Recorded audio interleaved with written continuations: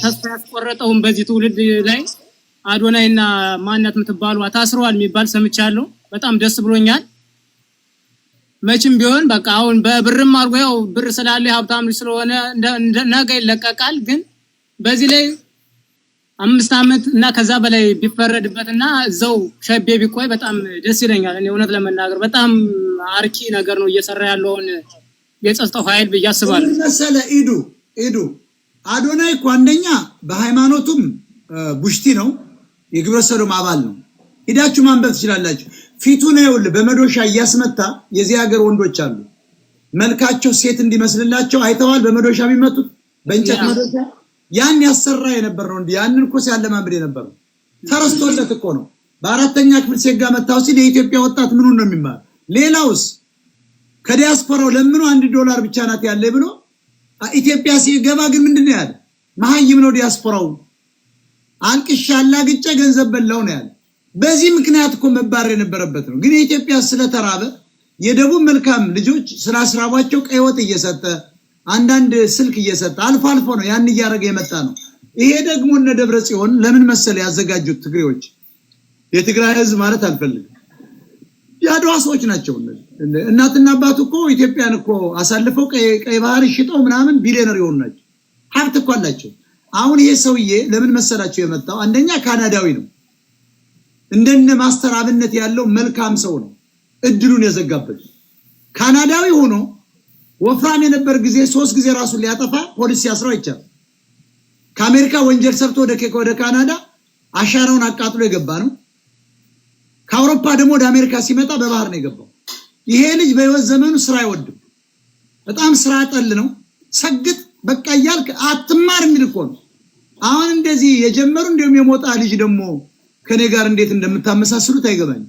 አንድ ደግሞ ወጣት መጥቶላል በስድብ ብቻ ምንም ነገር በቃ እሱ የሚያውቀው ነገር የለም። እንዲህ አይነት ወጣቶች የተወለዱ ራሱ ስርዓቱን የፈጠራቸው እነዚህን አሁን ወጣቶች መስደብ አያስፈልግም።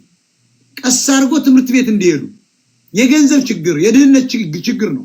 እነዚህን አሁን ጥሩ $1 ብንሰጣቸው ወደ ስራ ይገባሉ እና የስነ ምግባር ትምህርት እንዲማሩ ማድረግ ይቻላል።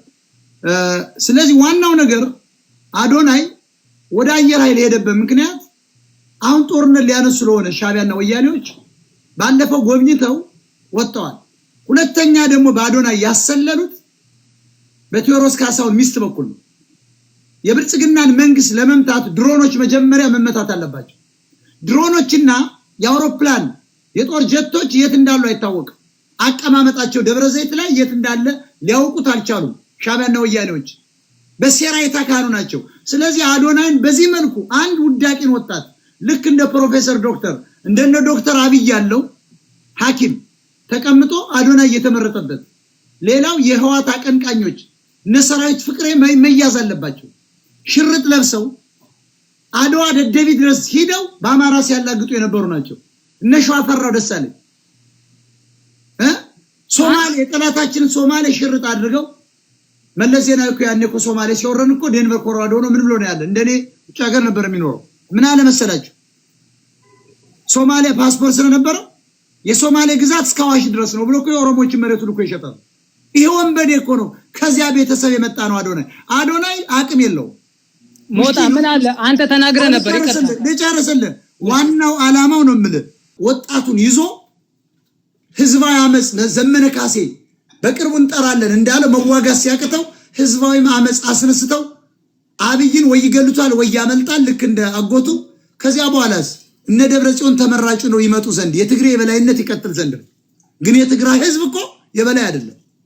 ብዙ በጦርነት ገላዋቸው። አሁን ለምንድን ነው አዶናይ ለምን ወደ መቀሌ ሄዶ የሚሄዱትን ለምን አያጥናናም?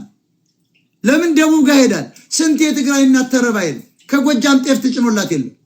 እንደውነቱ ትግራይ በጦርነት ያደቀቃቸው እናቶችን ግን አዶን ማን ነው ያኛው ማስተር አብነት የሚባል ልጅ ግን ሄዶ እንደንሽላሊት እኔ ሲያሳዝኑ እነዚያ ሴትዮ ልክ እንደ ጎጃም አሁን ድሮን እንደጨረሳቸው ሴቶች እናቶቻችን እንደራባቸው የደቡብና የጎጃም ሰዎች፣ የጎንደር ሰዎች፣ የወሎ ሰዎች፣ የአገው ሰዎች አገዎችን አይተሃል? አጥንታቸው ገጦ ጡት የሚጠቡት ህፃናት።